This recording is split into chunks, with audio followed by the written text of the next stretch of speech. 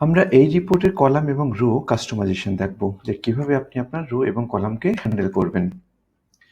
এখানে দেখেন যে আমাদের কলাম জি, এই কলামে কয়েকটা ভ্যালু হ্যাশে শো করতেছে।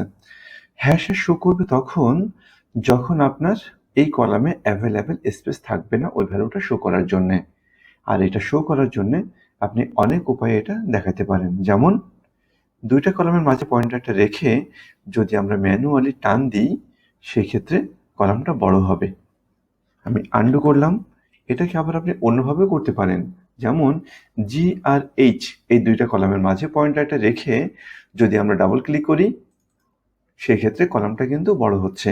অর্থাৎ এটাকে বলে auto fit column width. Auto ফিটটা হচ্ছে যে আপনার কোনো একটা কলামে যতটুকু স্পেস দরকার ততটুকু কলাম স্পেস সে